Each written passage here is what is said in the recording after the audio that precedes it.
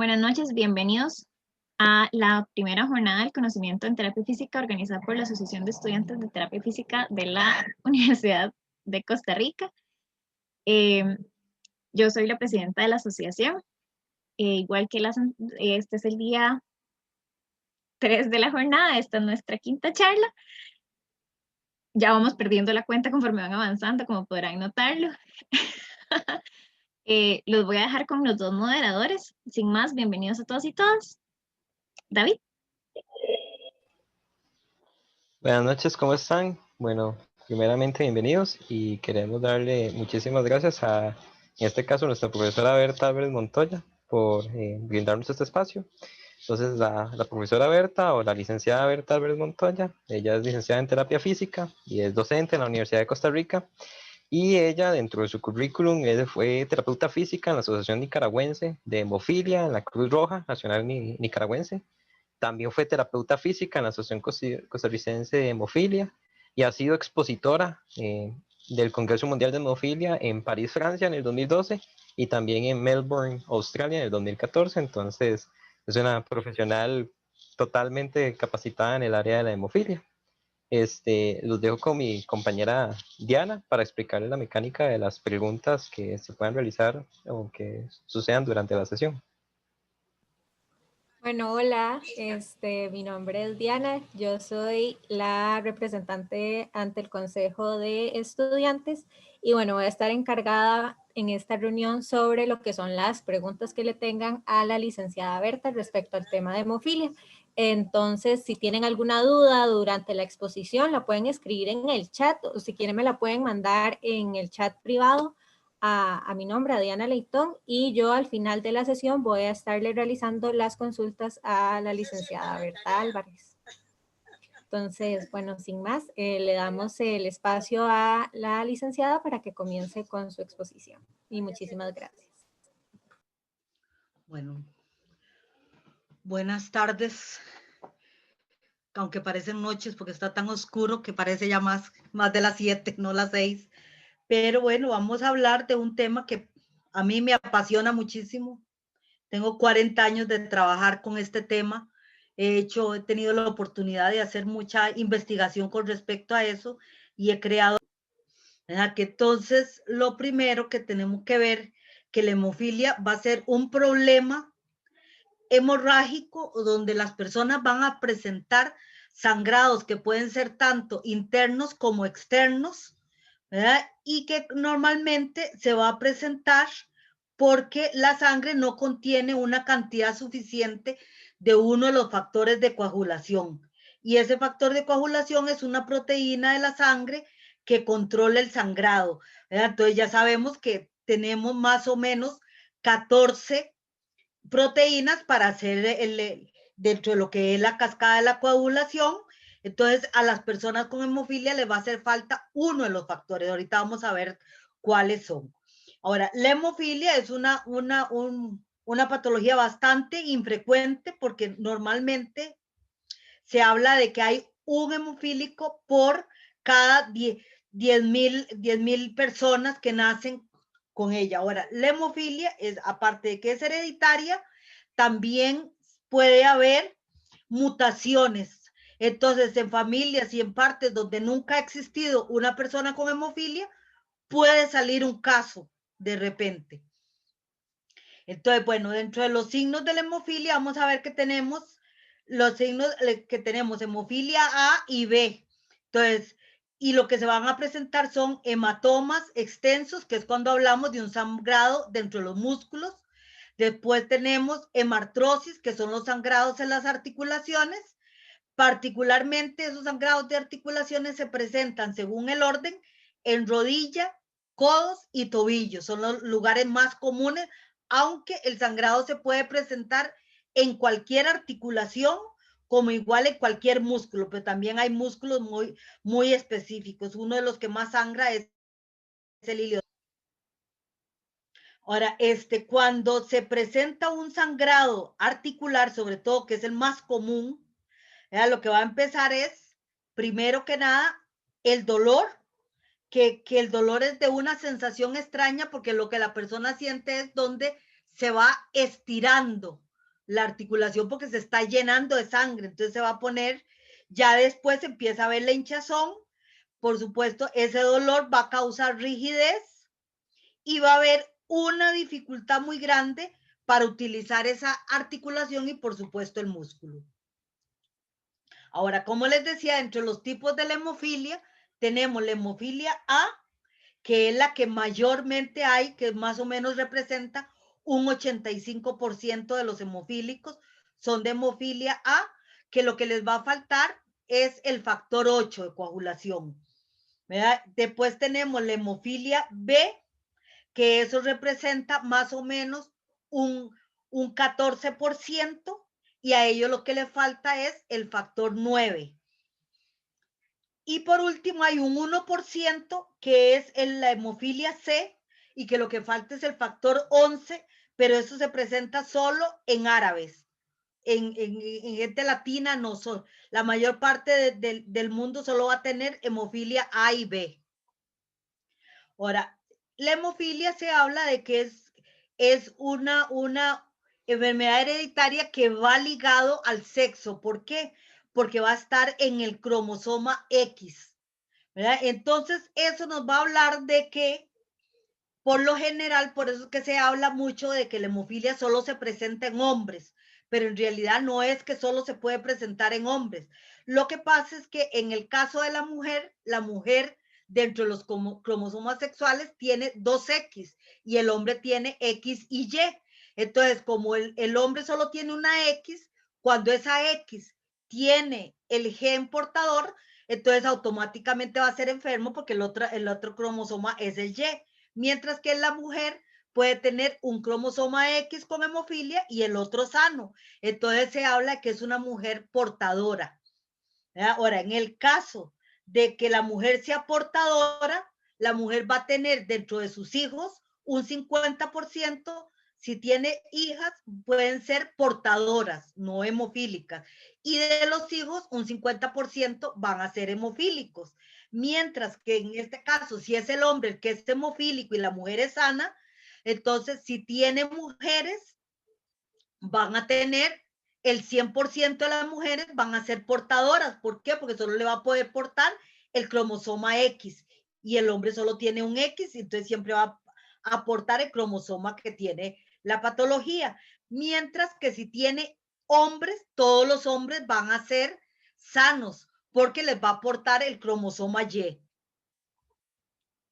Entonces, aquí, más que todo, para que podamos ver, pongamos que en todo caso, si pongamos un hombre hemofílico se casa con una mujer portadora, puede haber mujeres hemofílicas, o sea, que padezca totalmente la patología. Ahora, mientras que en las portadoras va a tener un nivel muy pequeño de falta del factor.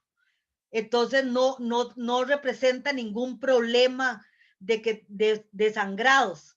Pero en el caso de tener ya que el padre es hemofílico y la mujer es portadora, pueden nacer con hemofilia. Ahora, después tenemos ya la gravedad de la hemofilia, o sea, cuánto factor tiene la persona. Entonces vamos a ver que tenemos hemofilia leve, moderada y severa.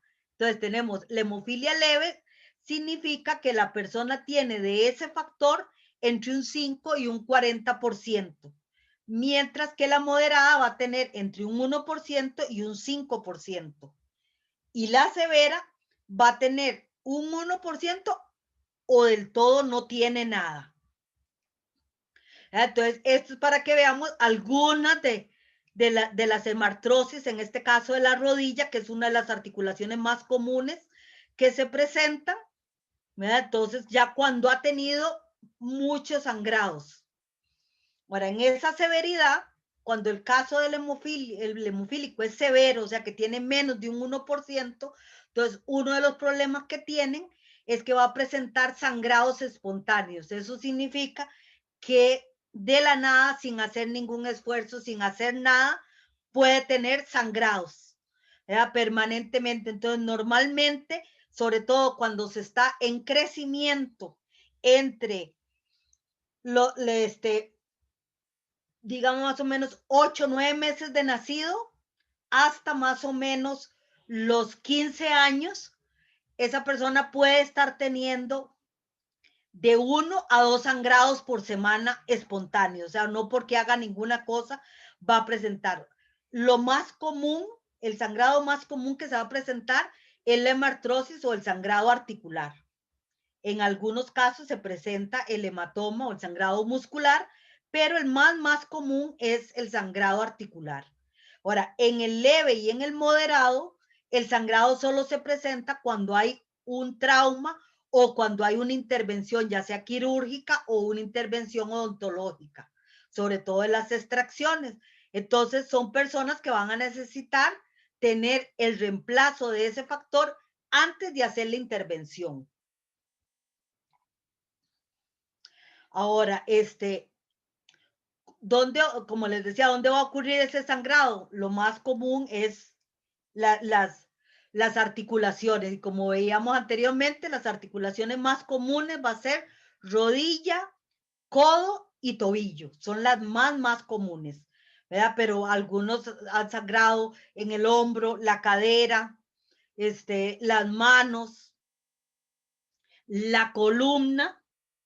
En este caso, aquí en el país hay 2 que tuvieron sangrado de columna y que por supuesto están presentando una cuadriplejía, ¿verdad? Entonces, pero lo más común va a ser, ahora cuando tenemos en los músculos, el músculo más común en miembro superior va a ser el bíceps. Es el que más comúnmente va a sangrar. Algunas veces el tríceps y a veces los flexores de muñeca y de dedos en el antebrazo.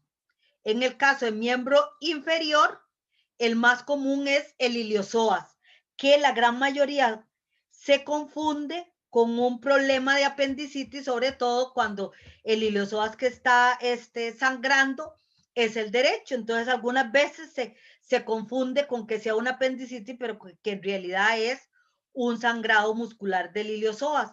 Algunas veces, pero es mucho menos, se presenta en gastronemios. Estos son casos que yo he atendido, pacientes que yo he atendido. Bueno, dentro del tratamiento, que es la primera parte de tratamiento, que es poder poner ese factor que hace falta. Normalmente, vamos, en el caso de Costa Rica, actualmente aquí solo se usa el factor concentrado. Vamos a ver de los factores que tenemos. Hay el crío precipitado y el plasma fresco, que eso se usó aquí también por mucho tiempo, pero todavía hay muchos países que solo eso se puede usar. El crío precipitado, por supuesto, sale de la sangre humana y lo que tiene es una concentración del factor 8. Entonces, si la persona lo que tiene es una hemofilia B, o sea, tiene falta de factor 9, el crío precipitado no se le puede poner.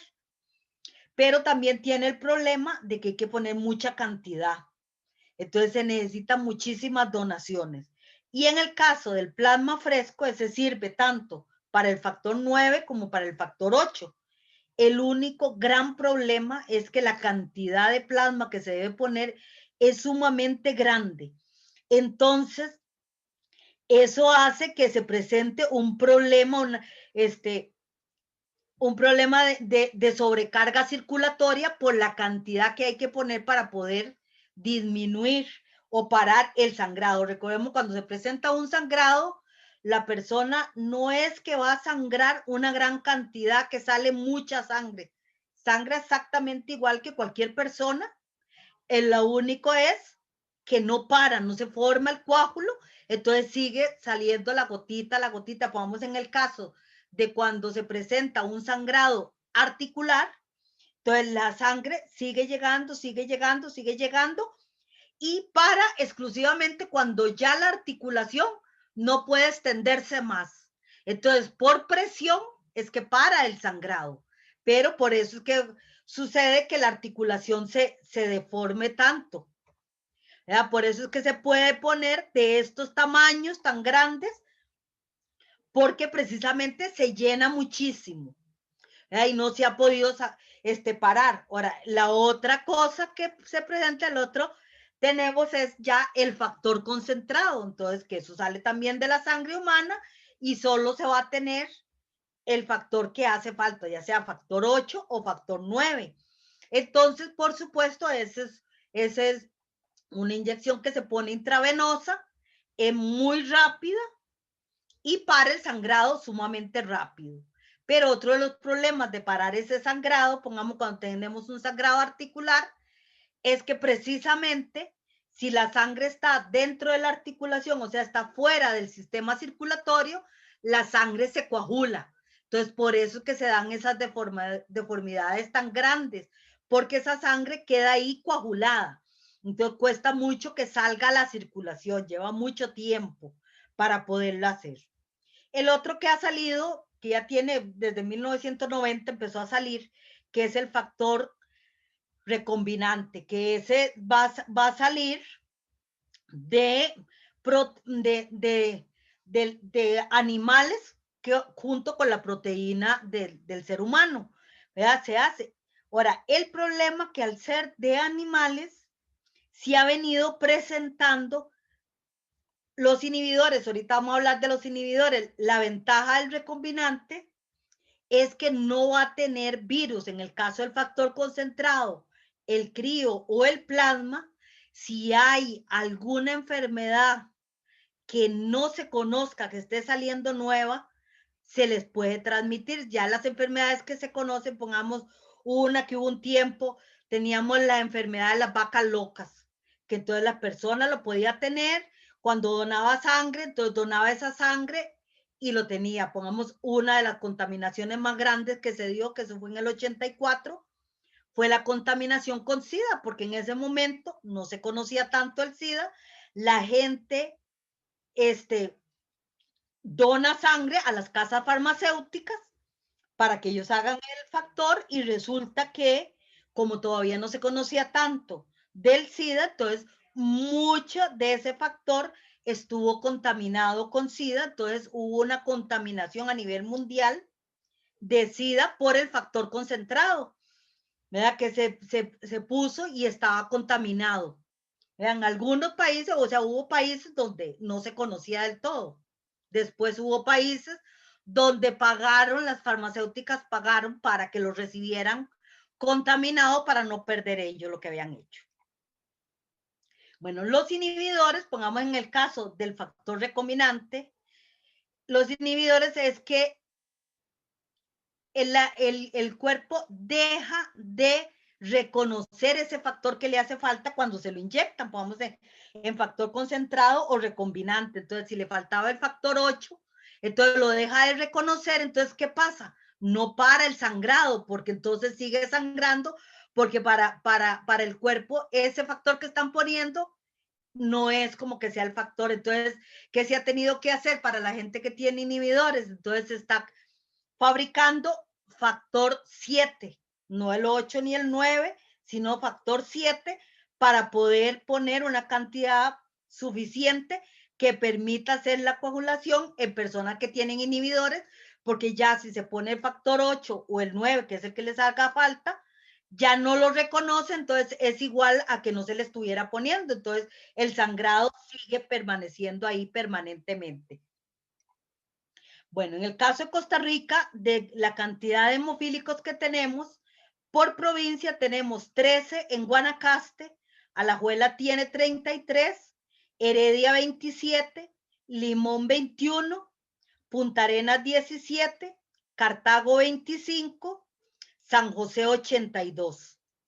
Entonces, en el caso de Costa Rica, normalmente se habla de que la cantidad de población con hemofilia es un 1% de la población. En el caso de Costa Rica hay menos de un 1%. Ya, una parte porque se murió por el SIDA y otra parte porque ha sido menos y han habido menos mutaciones. Sí se dan mutaciones nuevas, pero han habido menos. Ahora, tenemos otros problemas hemorrágicos que no son hemofilia, que también se ven aquí en Costa Rica. Entonces, en el caso de hemofilia, vemos que tenemos 218 pacientes con hemofilia, Hay von Willebrand, que hay 94, que es el von Willebrand, se presenta tanto en hombres como en mujeres, es otro factor también de la cascada de la coagulación. Está el factor 1, hay apenas 4 pacientes. Factor 5, hay 2. De factor 7, hay 46. De factor 10, hay 12. Factor 11, hay 7, que son como les decía yo, de árabes. Factor 13, hay 2. De deficiencia factor mixto, que son de alguno, que hay combinaciones, hay 13 personas. Y que es adquirida 4 personas. Ahora, dentro de las articulaciones que más tienen problema en el caso de dentro de esos 218, pero se hizo una encuesta con 158 pacientes para hasta julio de este año, y se encontró que en el codo derecho hay 15 pacientes y el codo izquierdo 12, mientras que ya del hombro apenas hay 4, ¿verdad? Y del hombro derecho y del hombro izquierdo 3. Como en el caso de muñeca hay 1. Ahora, en miembro inferior tenemos que en rodilla derecha hay 23, en izquierda 18, en el tobillo derecho hay 20 y en el tobillo izquierdo hay 18. ¿Ve? Como vemos, tenemos una cantidad mayor que siempre se va a presentar más rodilla, después le sigue el codo y por último es el tobillo, donde más las articulaciones que más sangran. Ahora, dentro del tratamiento de fisioterapia, bueno, lo primero que tenemos cuando vamos a atender un hemofílico, lo primero que tenemos que tener en cuenta es que la persona se haya puesto el factor concentrado. ¿Ya? Si no se ha puesto el factor, es mejor no tocarlo, porque cuando uno hace pequeños movimientos, sobre todo si es severo, con cualquier cosa mínima que uno haga, va a haber un sangrado mayor. Entonces, no podemos. Entonces, la persona tiene que ponerse el factor antes y, por supuesto, ya una vez que tiene el factor puesto, el hemofílico se comporta como una persona común y corriente, como que no tuviera hemofilia, porque en ese momento, cualquier cosa que se presente, la coagulación se va a dar. Entonces, no hay ningún problema de lo que uno tenga que hacer. Entonces, una de las cosas que más se usa, por supuesto, y eso es más recomendado para el paciente que para usarlo en el tratamiento que uno da, que es la crioterapia, ya vamos a hablar de cada una de ellas, la electroterapia, vamos a ver lo que es la movilización intraarticular, después se usa también la termoterapia, estiramiento muscular y fortalecimiento. Entonces, dentro de la crioterapia, cuando la persona tiene el sangrado reciente, entonces debe usar el hielo por 15 minutos cada 3 horas. ¿Verdad? ¿Por qué? Porque, bueno, por un lado le va a ayudar al dolor y por otro lado la vasoconstricción va a ayudar más para que se disminuya, pero la crioterapia como tal no es la que va a parar el sangrado, va a ser siempre el factor. El paciente, una vez que tiene el sangrado, inmediatamente debe ponerse el factor. Ahora, en Costa Rica, la gran mayoría de los pacientes ya tienen tratamiento preventivo en casa del factor. Entonces, si es un niño, se le enseña a los padres a que puedan poner el factor, porque eso se pone solamente en la vena. Entonces, se le enseña a los padres a poner el factor y ya cuando son adolescentes, se le enseña al paciente a que se lo ponga por sí mismo, para que en el momento que se presente el sangrado, inmediatamente tiene el factor en su casa y lo va a poder poner inmediatamente. Ahora, ya los siguientes días de ese sangrado, entonces la crioterapia lo va a poner 3 veces al día. Ahora, cuando tratamos la electroterapia, si tenemos un sangrado reciente, ¿verdad? Podemos usar la microcorriente con una frecuencia de 1 hercio y una intensidad de 95 microamperios. Ahora, ¿por qué eso? Porque lo que estamos necesitando es que después de puesto el factor, se va a ver coagulado la sangre en esa sangre que está fuera del sistema circulatorio.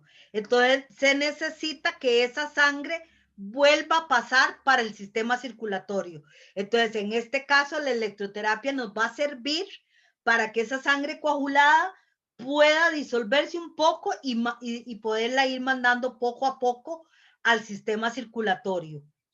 Entonces, eso va a hacer que el volumen, sobre todo de la articulación en los casos de la hemartrosis, pueda ser mucho menor, pueda disminuir más rápidamente. Ahora, cuando ya tenemos una articulación como la que yo les enseñé anteriormente, que normalmente la persona ya tiene a veces 1 año, 2 años, 3 años de tener esa articulación. ¿Por qué? Porque como los sangrados se presentan 2 veces por semana, normalmente son los hemofílicos severos, entonces ya tienen tanto una limitación articular como un aumento de volumen exagerado. Normalmente el aumento va a ser entre 10 a 20 centímetros de diferencia entre la articulación que está sana y la articulación que está con la hemartrosis. Y cuando esa hemartrosis tiene mucho tiempo estarse presentando, entonces se presenta la artropatía, o sea, ya una degeneración de la articulación que se llama artropatía hemofílica. Se presenta esa degeneración, entonces el niño, porque a veces con 10, 12 años, ya tiene una articulación de una persona más o menos de 70, 80 años. ¿Verdad? Entonces, una parte de este tratamiento que yo he ido haciendo ha sido para hacer una regeneración de la articulación. Entonces, en el caso de esa regeneración, lo he hecho también con microcorriente, pero lo he puesto con unos parámetros para regenerar, que va a ser de 270 hercios de frecuencia con una intensidad igual de 270 microamperios. ¿Verdad? Ahora, normalmente la colocación de los electrodos, en el caso de la microcorriente, siempre va a ser transversal, porque lo que necesitamos es trabajar dentro de la articulación. Y como se necesita poner transversalmente, tenemos que tener en cuenta que debe hacerse con la articulación abierta, que casi siempre la abertura de la articulación va a ser la articulación en flexión. En el caso de que si es la rodilla o el codo, si yo tengo la articulación en flexión, tengo la rodilla abierta, tengo la articulación abierta. Si fuera el tobillo, lo que necesito hacer es flexión plantar. Si fuera el hombro, necesito hacer abducción, ¿verdad? Para que la articulación quede abierta, pero debo trabajar dentro de la articulación. Ahora, eso nos va a llevar también a que podamos ir disminuyendo, pero también podemos trabajarlo también con corriente galvánica con microamperaje. Entonces, si el sangrado es reciente, se va a poner el cátodo a un lado de la articulación, con la articulación abierta, con una intensidad de 0.6 microamperios. ¿Verdad? Y vamos a poner el cátodo en la articulación y el ánodo en una parte que esté sana, nada más para cerrar el circuito. Pero si ya es lo que yo necesito es regenerar ese hueso, porque ya tiene una artropatía y necesito regenerar el hueso, entonces puedo usar igual la galvánica con microamperaje, pero en ese caso voy a poner el ánodo en la articulación y el cátodo en un lugar sano, y la intensidad va a ser de 0.9 microamperios para lo que es regenerar.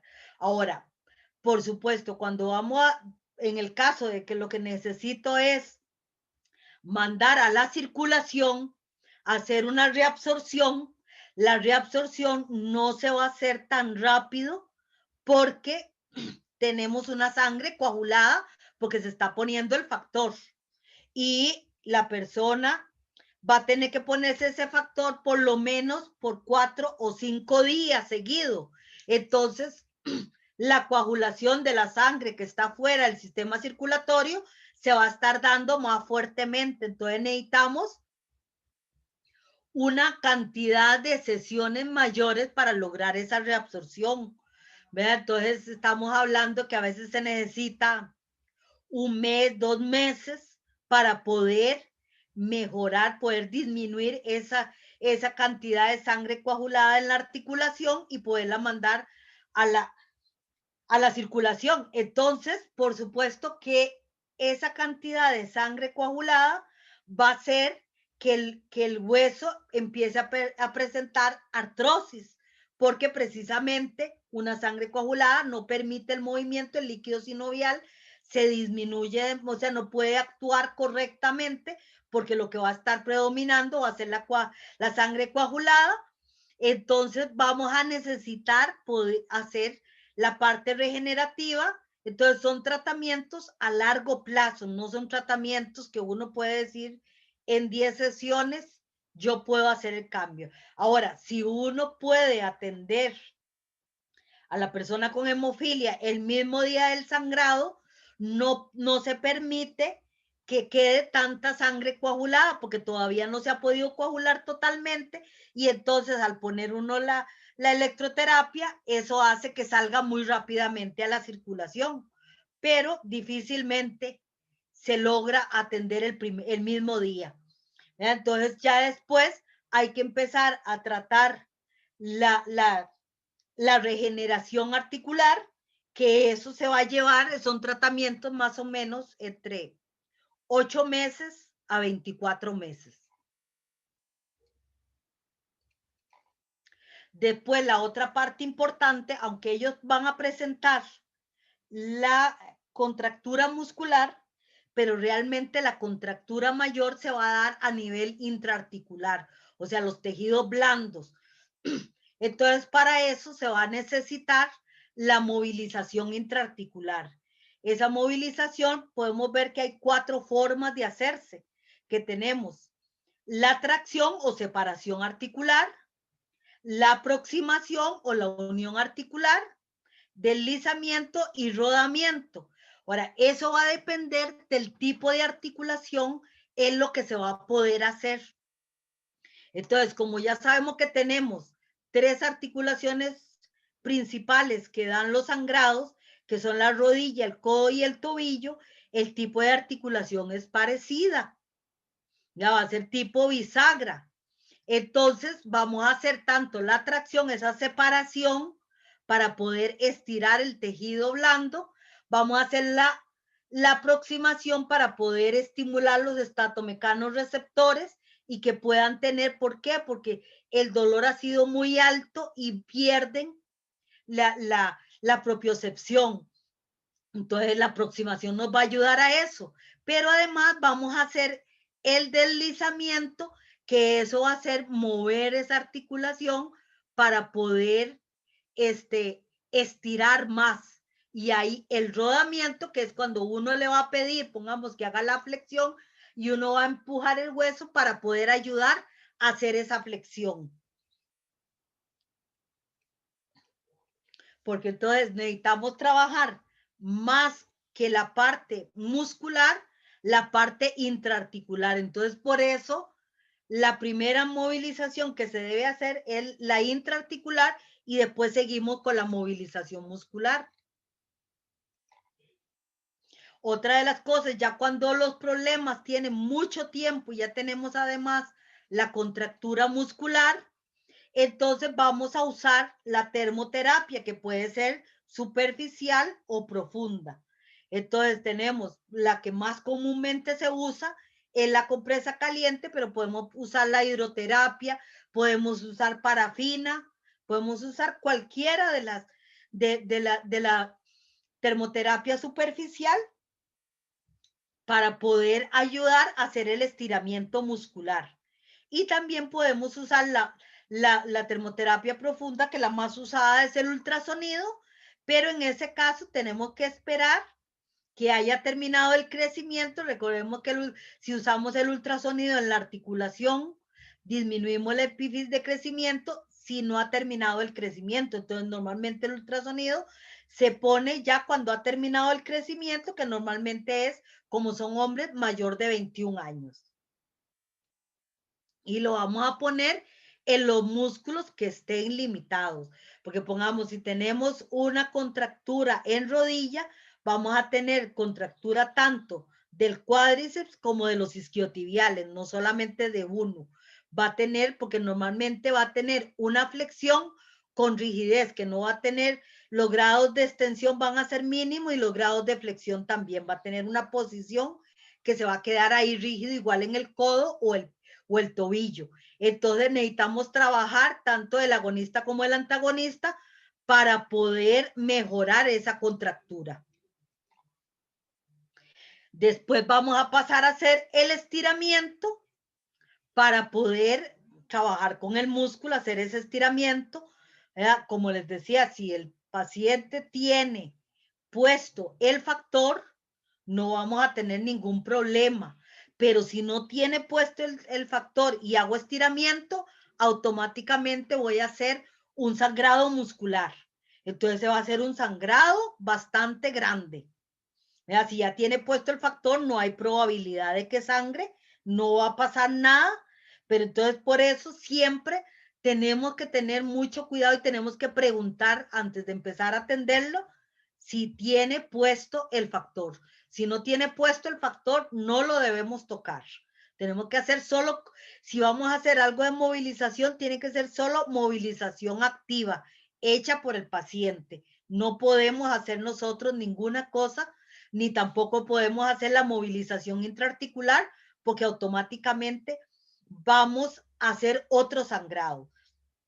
Ahora, cuando se han presentado esos sangrados articulares, uno de los problemas de esa sangre coagulada ahí es que va a haber una mayor vascularización, o sea, lo que va a permitir es que se presente más rápidamente de nuevo otro sangrado. ¿Por qué? Por la tensión, porque está muy grande, está muy llena.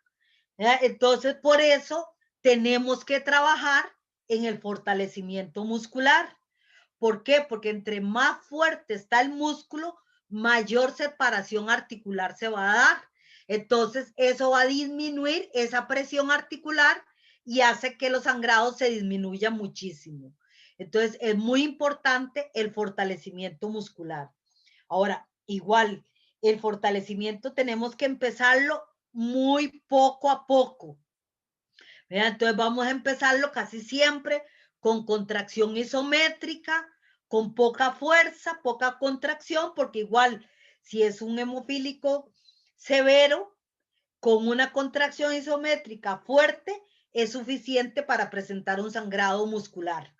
Entonces, si no ha puesto el factor porque lo quiere hacer todos los días y no todos los días se está poniendo el factor, entonces eso va a ser suficiente. Entonces tenemos que empezar a enseñarle la contracción isométrica leve, suave, para después ir aumentando y por último poder pasar a la contracción isotónica y poder empezar a mejorar. Entonces primero con el peso del miembro y después podemos empezar a poner un peso. Ahora, actualmente se está trabajando, más que todo estamos trabajando con respecto a un tratamiento preventivo que se está haciendo sobre todo con los niños más pequeños, ¿verdad? Que estamos empezando a hacer unas cantidades de ejercicio pequeña, que de forma de juego, porque son niños muy pequeños, entonces de formas de juegos para poder mejorar la fuerza muscular y con eso disminuir la presentación de los sangrados y evitar que se presenten esas hemartrosis tan severas, sobre todo en las rodillas, ¿verdad? Entonces, ¿por qué? Porque pongamos, bueno, yo tuve uno de los niños que yo atendí, que en ese momento tenía, cuando yo lo atendí, tenía 7 años, había tenido una serie de sangrados en la rodilla derecha, entonces tenía una limitación articular, tenía la rodilla en 95 grados de flexión, ni extendía más, ni flexionaba más, estaba rígida en eso. Entonces eso que había hecho, como la rodilla está, no podía caminar por consiguiente. Entonces, además, ese miembro inferior tenía un menor crecimiento que el otro miembro. ¿Por qué? Porque en este caso, que era la rodilla derecha, el miembro inferior izquierdo tenía un crecimiento porque caminaba con un pie. Entonces, como el izquierdo tenía tanto estímulo, porque era lo que usaba, ese había crecido lo suficiente, mientras que el derecho tenía una disminución del crecimiento. Entonces tenía un acortamiento más o menos de 10 centímetros. Pero en el momento que yo lo empecé a atender, tenía 7 años.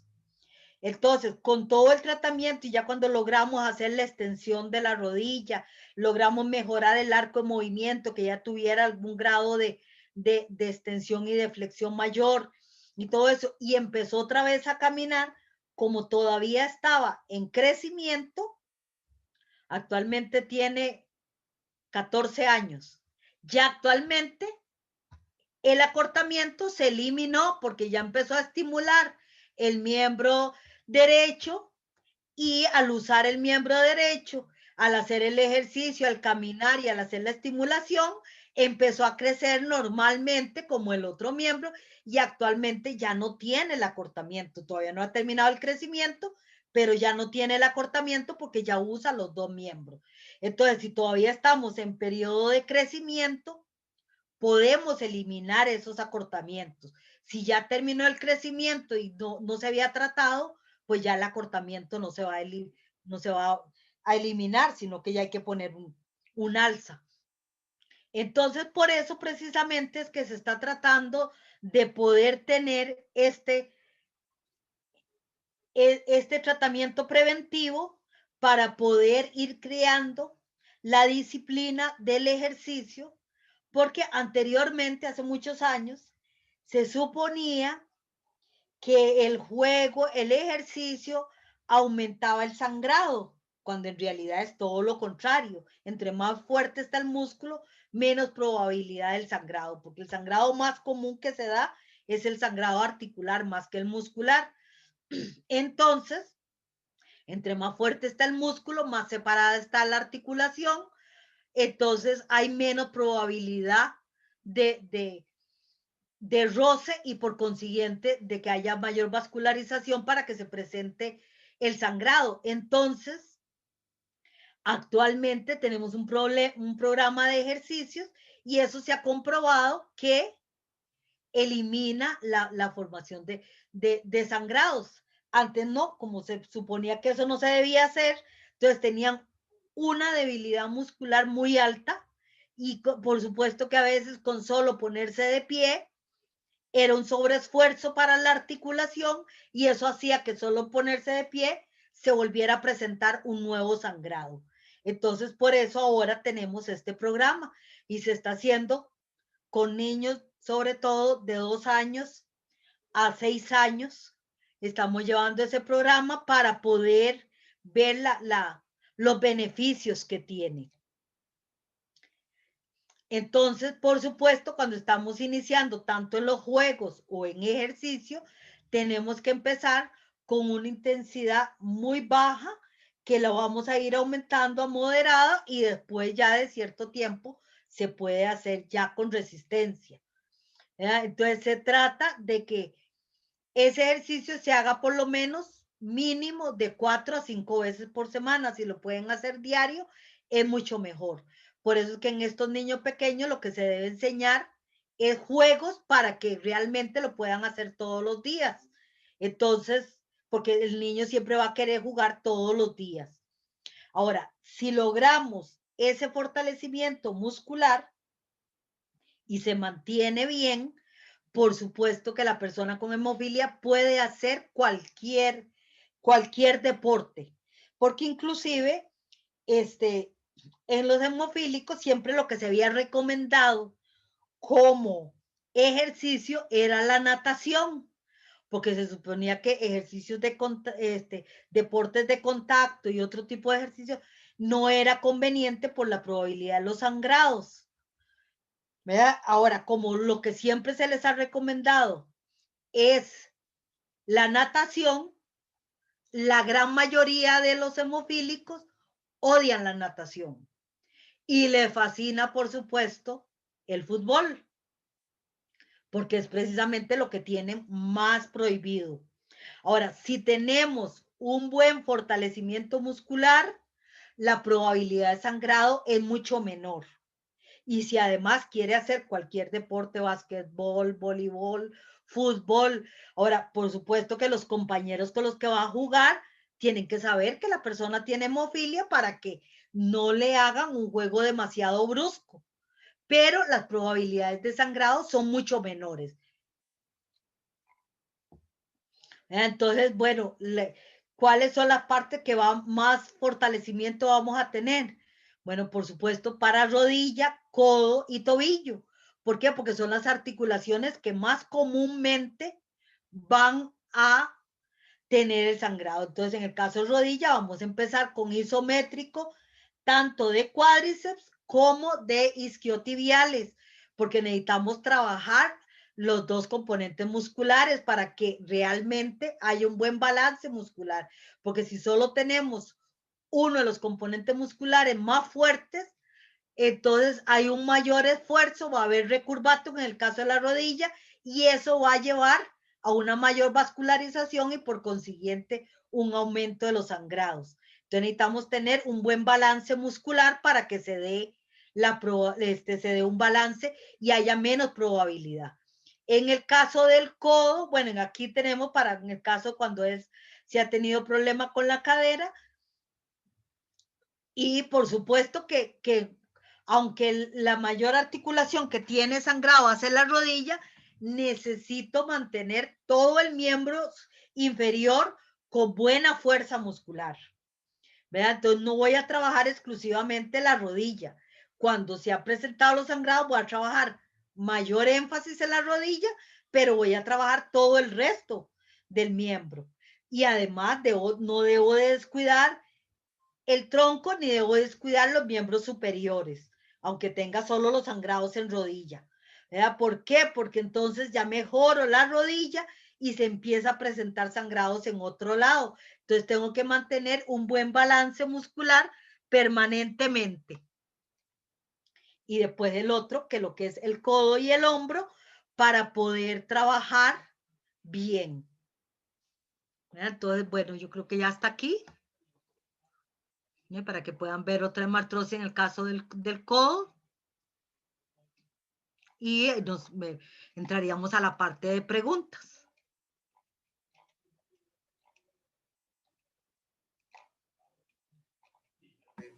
Listo, bueno, muchísimas gracias, licenciada. Y bueno, sí tenemos algunas consultas aquí en el chat.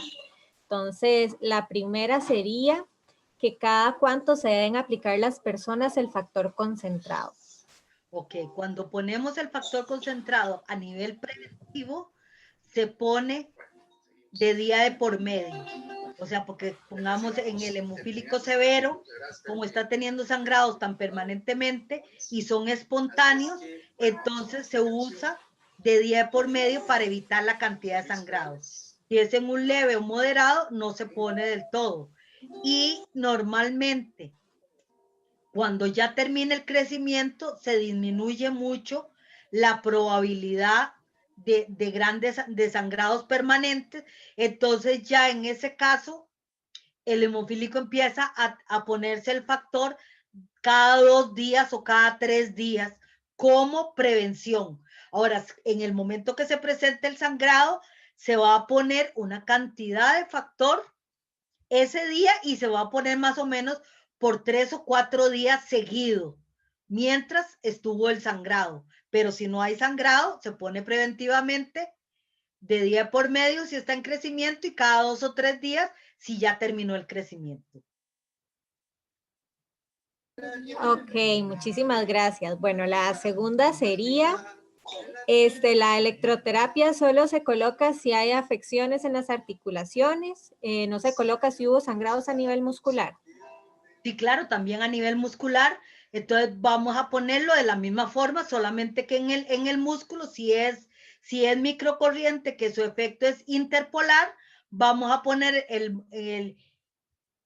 la parte del sangrado muscular en medio de los 2 electrodos de forma descendente con los mismos parámetros, pero de forma descendente, porque lo que vamos a necesitar es que esa sangre que está en el músculo, que como está fuera del sistema circulatorio, está coagulado, entonces necesitamos mandarlo a la circulación. Entonces, primero lo vamos a poner de forma que mejore la reabsorción para poder mandarlo al sistema circulatorio. En el caso del muscular, casi nunca tenemos que hacer la regeneración porque el músculo con solo el movimiento lo vamos a regenerar. Si usamos galvánica con microamperaje, entonces vamos a usar el cátodo sobre el hematoma a 0.6 y el ánodo en un lugar sano y automáticamente se va a disminuir. Igual no vamos a necesitar la regeneración con la galvánica con microamperaje. Ok, y bueno, la última sería, si durante los programas de ejercicio aparecen sangrados, ¿se disminuye la carga del ejercicio o se continúa el mismo programa? Bueno, si aparece sangrado, implica que el ejercicio que uno hizo es mucha cantidad para la persona, no tiene preparación física aún. Entonces hay que disminuir la cantidad y volver a empezar de muy poco a irlo aumentando muy lentamente. Y por supuesto, hablándole que cada vez que hacemos el programa de ejercicios, debe de ponerse el factor en ese primer tiempo. Ya cuando la persona tiene mucho tiempo de hacer ejercicio, ya normalmente deja de usar el factor y solo el ejercicio previene el sangrado, que esa es la finalidad. Normalmente eso se va a presentar 2 o 3 años después de haber empezado a hacer ejercicio, que ya no va a necesitar el factor, sino que va con solo el ejercicio se va a mantener bastante bien en el caso de los hemofílicos severos. Ok, y bueno, nos salió otra preguntita. Dice, al enviar los coágulos a la circulación, ¿no existe el riesgo de que tenga una trombosis? No, porque lo que vamos a hacer no es, o sea, la sangre se ha coagulado con la electroterapia, lo que vamos a hacer es, como quien dice, diluir ese hematoma y mandar la sangre en forma líquida al sistema circulatorio. No puede entrar al sistema circulatorio en forma coagulada. Por eso es que se dura mucho tiempo, porque es irlo diluyendo muy poco a poco para que vayas pasando. Entonces, por eso es que no se puede hacer de una sola vez, con una sola sesión, sino que se hace muy lentamente para poder lograrlo. Pero normalmente, o sea, y en ellos presentar un problema de trombosis es sumamente difícil. No es que sea imposible.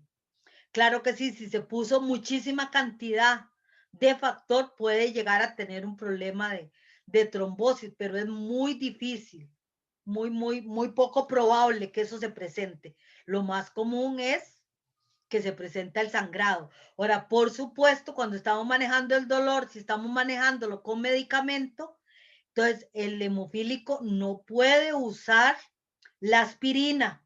Es totalmente contraproducente porque, por supuesto, va a aumentar el sangrado. Entonces ellos solamente pueden usar la acetaminofén como analgésico, ¿verdad?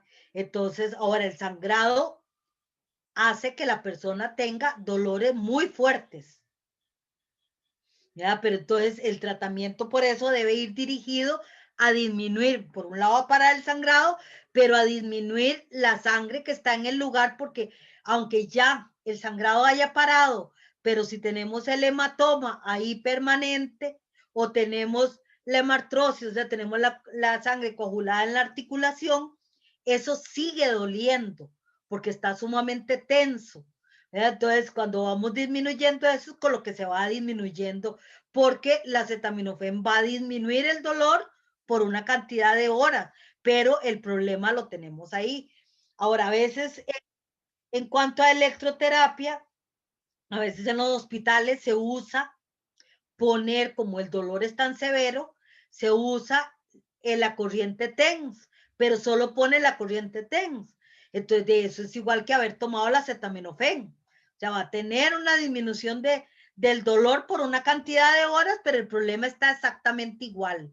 Entonces, necesitamos, por un lado, usar una corriente que sirva para reabsorber, y por otro lado necesitamos el movimiento para que pueda ayudar a que esa sangre se vaya yendo hacia el sistema circulatorio.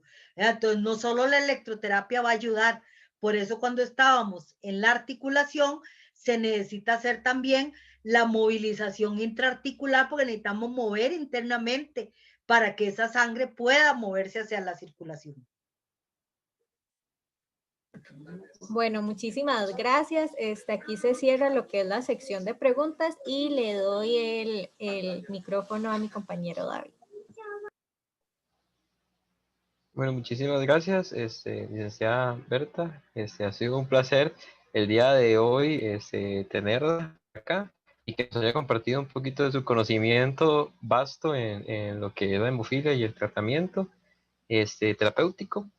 Melanie, no sé si ella quiere decir unas palabras para ya despedir la sesión. Profe Berta, sin más, agradecerle. De verdad, el espacio ha sido muy ameno. Es un insumo tanto para los estudiantes como para los egresados, que permite una actualización y una recopilación de información muy vasta en el área. Entonces, sin más, agradecerle por el apoyo brindado para la charla de hoy y agradecerles a todos los presentes por participar. Muchísimas gracias a todos y muy buenas noches. Bueno, buenas noches, con mucho gusto. Muchas gracias.